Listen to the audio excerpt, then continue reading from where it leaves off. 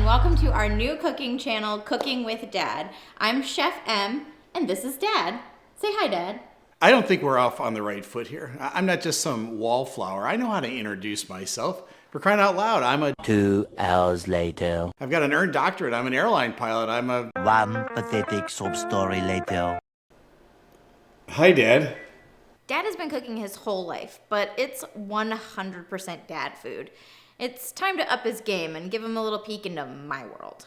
So I'm a professional chef. I've been working in kitchens for about 14 years, and the goal of this show is to get to spend some time with my dad, as well as give him and all of you kind of a peek behind the curtain of a professional kitchen. And for me, it's the opportunity to get some really great food. And that's why I'm really excited about today's food, which is Bernaise sauce. So let's talk about my deep and abiding love of Bernaise sauce. It started when I was a kid, and that's a strange thing for a kid to like because it's kind of a mature adult taste, but I love Bernaise sauce. The problem is you got to go to like the high-end restaurants to get it and spend, $85 on the steak. I'm really excited about learning how to cook this at home. I just hope it's not too complicated or too expensive. Bernaise sauce is kind of an elevated hollandaise sauce. It's really technical, but it's so delicious, and it pairs great with steak. Today, we are going to be using a New York strip. You could also use a ribeye. What you're looking for is just kind of a fatty cut of meat. You want all this beautiful marbling that you see right in here. It's beautiful. Everything is better with steak. Everything's better with steak. Yes. And steak and Bernaise pairs perfectly with fries, and that's what we're going to get started with. Okay. Right. So I have baked these potatoes in an oven at 375 for 1 hour. Okay, now that's surprising to me. You're starting with a baked potato. Why? Yeah. So what we're going to do is go ahead and get the inside nice and soft, that kind of fluffy texture of a French fry that you love. Then we're going to slice these open to expose the inside. We're going to cut it in half and then in half again. Right. So we have quarters. And now you can see all this beautiful white fluffiness. I'm just going to set my pan right here. And we're going to lay these skin side down. Yeah. I would have never thought to bake the potato ahead of time. It's what's going to keep these nice and fluffy. And also it's going to give us that really crispy exterior without having to fry the potato. Okay. Fluffy is also another thing I wouldn't have thought about with French fries. But yeah, they're going to be great. So now we have them on the pan. They're nice and exposed, and we're going to just drizzle some really nice olive oil over here. Olive oil that I brought you from where? From Italy, because you're the best. Rome, Italy. Yes, straight from there. And then season it with salt and pepper. Just a little bit, because we're going to season these again when they come out of the oven. I actually hand squeezed each one of these olives myself, just to let you know that. Okay. This is the real deal here, my friends. And then we're going to put these in a preheated oven. It's at 450, and these are going to go for about 10 minutes. Okay. All right. Very and that's good. it. All right. Adios.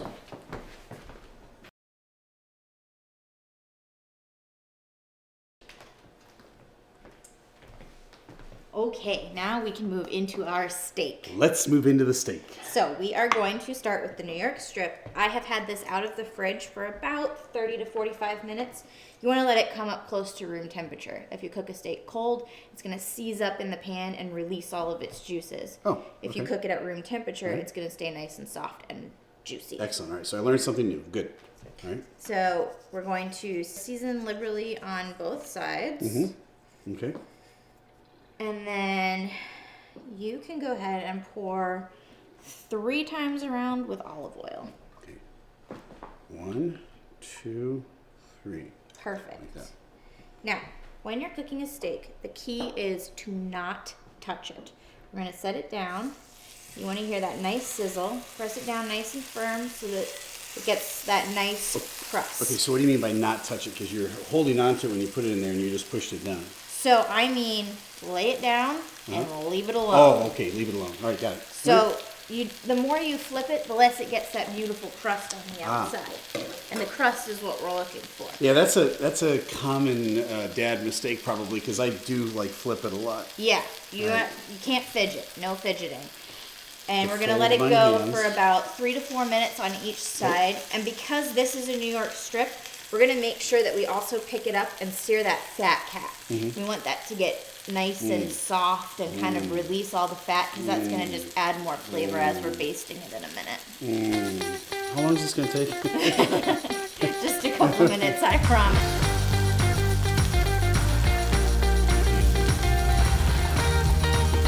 So now I'm going to give you one of M's tips, and this is how you know when your steak is done. Ready? Chefy Poo tip. Chefy Poo tip. Okay. Take your hand. My hand, yep, okay. Feel right here, this pad by your thumb. Uh-huh. That's rare. Put your thumb and your first finger together. Okay. Now feel it again. Oh. That is medium rare. Medium rare. This is medium. This the middle finger. Yep. Okay. This is medium well. Medium. Oh. And this is well. Oh. Now, feel your steak. I thought I was rare all the way through. So this is still pretty rare. You can feel it's nice and and my soft. hands are washed because we wash before we Yep. start always. So it's still nice and soft. Yeah. Pretty That's rare. Okay. We want medium rare, so we want it to feel like this. And that's just how you test. With that the index finger. Yep. Wow. Okay. Now I'm going to sear this on the fat tap. And you just kind of hold it in place. Just for 1 minute. You just want to let that fat run down. The last thing you want is a piece of white fat on your steak. It's chewy And and, you need hard. a cast iron skillet to do this. You don't need it, but I prefer it. Okay. All right, and now we're going to throw in our butter. This is about a tablespoon, maybe a little bit more. Oh yeah. Let that melt in there. Oh yeah. That's what I'm talking And about. our garlic goes right into the butter. Yeah. And you don't squeeze the garlic, just 2 garlic cloves. Two garlic cloves right into the butter. And then we're going to let those cook for a minute so that they start releasing their oils. And then we will baste this beautiful steak with the butter. Oh. I know. I'm having a moment here. Come to Daddy. Can I have the towel back? Yes. Thank you. Pretty good, huh? Right there. So I'm going to tip this just so I get a pool of the butter. All right. And this is how you baste. Very gently up over your steak. Okay. What you're doing is reinforcing the cooking. This butter is hot. Yep. Okay. And you're also adding flavor. Yes. I can see that. Flavor is our friend. Put these up here. And you just put the garlic cloves on top now. Yep, and then you pour the butter over it, and the garlic's going to release its flavor into the steak because of the nice hot butter. Okay. And now this bad let's boy- say somebody that they're concerned about butter. Is there a substitute you could use, or is it always going to be butter? If you're not going to use butter, just use olive oil. Olive oil doesn't baste as well, so you could just skip that step. Okay. All right. All right, this puppy is done. I'm going to need the plate. Okay. Yep.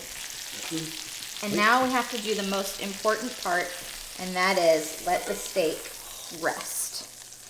If you were to slice into this right now, all the juices would come pouring out, and it would not be delicious. Okay. So we're going to let it rest for a few minutes, roughly the same amount of time that you let it cook, and then you can slice into it. It'll be perfect medium rare and delicious. Is that like a union steak? It gets a union rest break?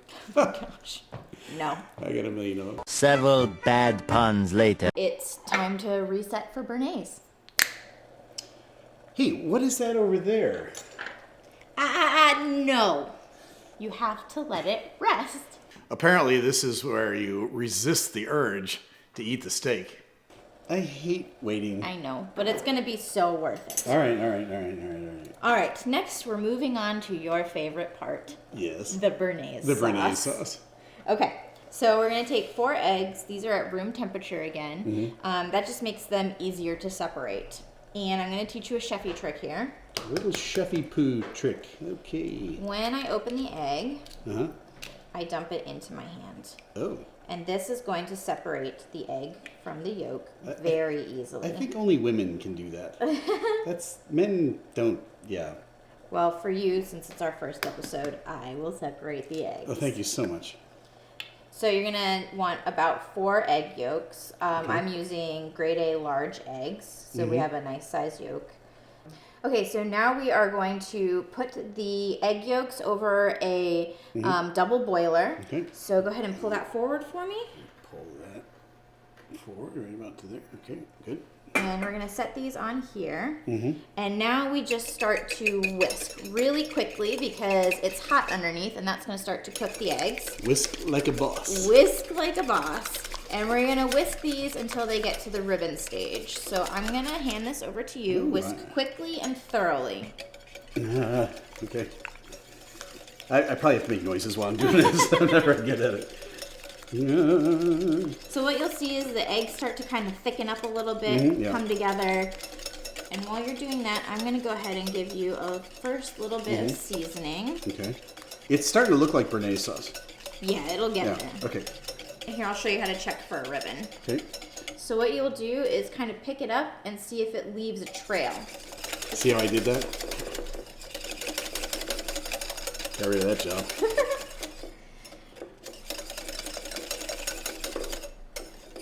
If you're really bad at something, eventually somebody else will do it for you. Yes, of course, take over and show you how to do it correctly. Yes.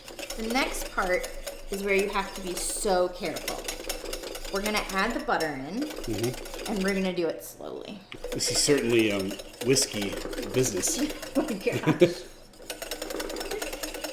I'm short, so I have to stand on my tiptoes to be able to see into the bowl completely. But you know what? No whisk, no rewards. Okay, here we go. So, watch this. When I pick up my whisk, it leaves a trail. Yeah. All right. Okay. Now, butter? You want me to do it? You are going to whisk I'm going to whisk quickly. And I am going to pour very slowly. And the reason that we pour so slowly is because we are emulsifying the butter and the eggs. And if you pour quickly, it will break and kind of look curdled. So is this really like a two-person operation, or could you just by yourself? I can do this by myself. You could. Yeah, I'm letting you learn. Okay, thank you for letting me learn. So now it's getting nice and thick, and I really like that texture. So we're going to stop with the butter, and I'm going to add a little bit of our tarragon vinegar. This is a champagne vinegar infused with tarragon. Ooh. I'm going to do 2 teaspoons full. Whisk that in nicely for me. Now we add our pepper, and we add our pepper towards the end because it can have a tendency to turn eggs gray while they're cooking, and we don't want that. Just a pinch, right? Just a pinch. Okay. A pinch of our salt and our freshly chopped tarragon. Oh, now it's looking like Bernaise sauce. Now it's Bernaise. Oh, my word. Now, at this point, it's done. We just need to taste it for seasoning, make sure it has enough acid, enough salt, and then we're going to take it off the double boiler, and we're ready to start plating up. Okay. So to plate this, we're going to start with our potatoes, lay those down first. They're going to kind of be a bed for our steak. Oh, we're going to put the steak on top of the potatoes. Oh, yeah. And then our steak comes right over here. Very it's nice fancy. and rested. Right over top of the potatoes. And then the final touch, we're going to do a nice big dollop of our beautiful That's what I'm talking Bernaise about right sauce. there. And I would always serve the extra sauce on the side because it's delicious for dipping the potatoes in. Yeah. And that's it. Yeah, that's what I'm talking about. All right, now do we just have to look at this, or? No, Let's we do can it. dig in. Okay. Bon appetit. All right, let me cut it for you. Let me cut it right down the middle. Okay, a steak and a little Bernaise. Ready? Ready? Oh my word. I'm supposed to talk with your mouth full? Wow. That is so good. The steak is a perfect medium rare.